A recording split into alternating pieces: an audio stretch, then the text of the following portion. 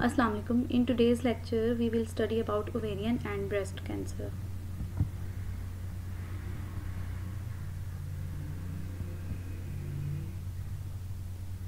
Ovarian cancer. Ovarian cancer is the most common fatal gynecological cancer and the fifth leading cause of cancer death in women.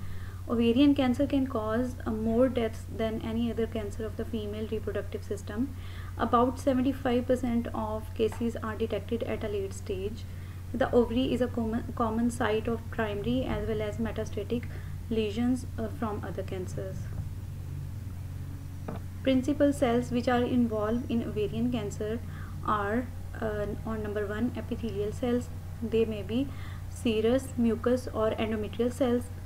On second number, germ cells in cases of teratoma or dysgerminoma, mesenchymal cells in cases of fibroma, lymphoma or sarcoma, and gonadal stroma in cases of granulosa, theca and Leydig cells. Stages of ovarian cancers involve stage 1, that is growth limited to the ovaries. Stage 2, growth involves one or both ovaries with pelvic extension. Stage 3, growth involves one or both ovaries with metastasis outside the pelvis or positive retroperitoneal or inguinal nodes. Stage 4 growth involves one or both ovaries with distant metastasis.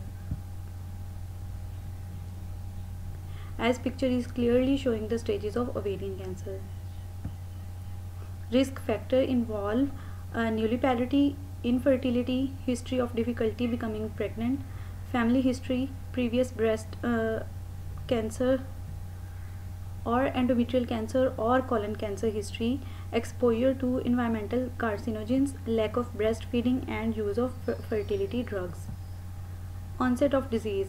Ovarian cancer may occur at any age but is most common between ages 50s and 60s. The 5 years survival rate for stage 1 ovarian cancer is 55% to 90%. For stage 2 is 0 to 40% and for stage 3 and 4 is 0% to 30%. Signs and symptoms. Ovarian cancer typically doesn't produce any signs or symptoms until the advanced stages of the disease. It should be suspected in women with irregular menstruation, early menopause, uterine bleeding before puberty, after menopause, other signs of endocrine dysfunction or infertility. Symptoms are mainly non-specific and include increased abdominal girth, pelvic pressure, bloating, indigestion, flatulence, increased waist size, leg and pelvic pain. GIT sign and symptoms include abdominal discomfort and feeling of fullness after a light meal, abdominal distension, nausea and vomiting and dyspepsia, and constipation may occur. Urinary frequency may be experienced and weight loss. Diagnosis and treatment involves no early screening test exists for ovarian cancer. Pap tests are abnormal in about 30% of women with ovarian cancer. Diagnosis is made after biopsy of the tumor during exploratory laparotomy. CA125 is a tumor marker specific to epithelial ovarian. CA125 is a tumor marker specific to epithelial ovarian cancer. Significantly elevated CA125 levels are usually found in patients with ovarian cancer. Other diagnostic tools include transvaginal ultrasonography, urine estrogen levels, CT scan and pelvic x-rays. Treatment depends on the cancer stage, which is determined during exploratory laparotomy. During this procedure, a total abdominal hysterectomy and bilateral salpingo-oophorectomy are performed to remove as much as of the tumor as possible along with affected lymph nodes and other peritoneal structures. Radiation therapy or chemotherapy is usually recommended with surgery for all stages of the disease. Radiation therapy techniques include external pelvic irradiation or intraperitoneal instillation of radioactive phosphorus.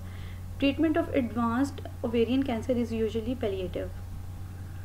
Nursing interventions involve for a patient with early ovarian cancer, assess the patient's and family understanding of the disease, diagnostic tests and treatments, and intervene accordingly. Administer analgesics as indicated. Position and support the patient to promote comfort. Teach the patient about relaxation techniques. Promote adequate nutritional intake. Administering antiemetics as prescribed. Observe the patient's skin and mucous membranes for signs of impaired skin integrity. Complications of the ovarian cancer involve infection, loss of fertility, leukemia, kidney damage, neuropathy due to chemotherapeutic agents, and hearing loss, mouth sores, skin changes, and bone thinning. Breast cancer. The topic we are going to discuss about is breast cancer. Breast cancer is the most common cancer in women and second leading cause of cancer death in women. It affects 1 of 8 women in the United States and its incidence increases with age. 1% of all breast cancers occur in men. Stages of breast cancer. Staging involves classifying the cancer by the extent of disease. Stage 1 is tumor are less than 2 cm in diameter and confined to breast. In stage 2, tumors are less than 5 cm or tumors are smaller with mobile axillary lymph nodes involvement. In stage 3A, tumors are greater than 5 cm or tumors are accompanied by enlarged axillary lymph nodes fixed to one another or to the adjacent tissue. In stage 3B, more advanced lesions with satellite nodules, fixation to the skin or chest wall, ulceration, edema, or with supraclavicular or intraclavicular nodal involvement may be occur. In stage 4, all tumors with distant metastasis are involved.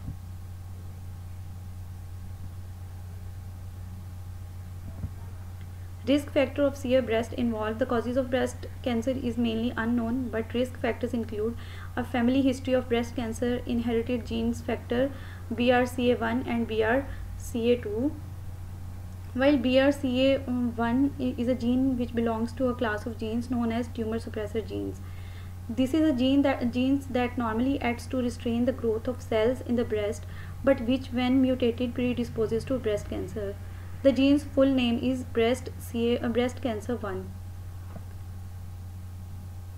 Other than these are obesity, hypertension, diabetes, and exposure to ionizing radiation and exposure to chemical carcinogens. Lack of breastfeeding, use of estrogen replacement therapy for menopausal symptoms, a high fat diet, the onset of menarche before age 12, and menopause after age 55. First pregnancy after age 30 are all involved in the risk factors of ovarian cancer, breast cancer. The lifetime risk factor of breast cancer for women with BRCA1 positive mutation is 50 to 80%, 85% compared with the risk factor of 11% for women without this gene mutation. Pathophysiology involved breast cancer commonly begins as atypical cells and progresses to ductal or lobular carcinoma in situ and then enters in an invasive stage. In the invasive stage, the cancer can spread quickly to the regional lymph nodes and the systemic circulation. Common metastatic sites include the lungs, bone, liver, brain, pelvis, and abdomen. Signs and symptoms of CA breast involve a small, non-tender, palpable, movable mass in the breast is an early sign of breast cancer, although it may go undetected until later signs develop. The common site for such a mass is the upper outer quadrant of the breast. Late signs of breast cancer include skin dimpling or puckering and skin color changes over the lesion, nipple retraction, breast contour changes, serous or bloody nipple discharge, palpable axillary or other lymph nodes may be present, and breast asymmetry is present. Erythema, ridging, and prominent venous pattern can be observed.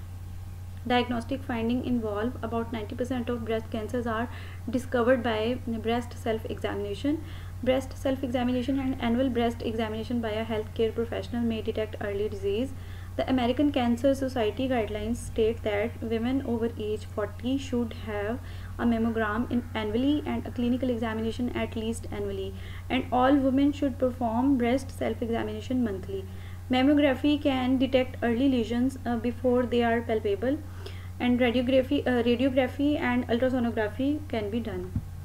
Magnetic resonance imaging and positron emission tomography also may be done, which is also known as PET scan. The diagnosis of breast cancer is made by fine needle aspiration cytology and excisional biopsy of the tumor. Ductal lavage may also be performed to detect malignant cells, and sentinel lymph nodes mapping, in which a radioactive substance or a blue dye is injected around the biopsy site, may be performed before surgery. The sentinel node, the one most likely to contain malignant cells, is the one that contains most radioactivity and blue dye, which can be biopsied then.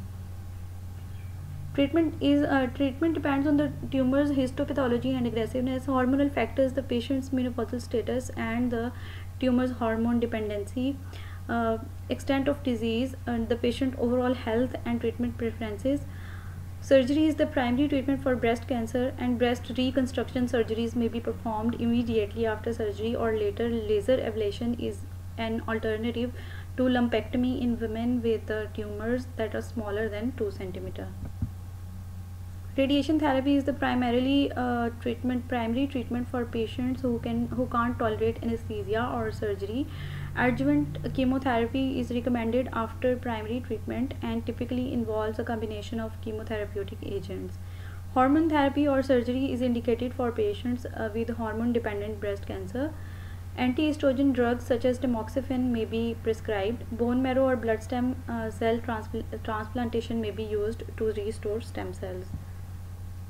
Nursing management of CA breast involve develop an individualized plan of care based on the patient's treatment, radiation therapy, chemotherapy, and hormone therapy. Evaluate the patient's pain and response to pain control and comfort measures.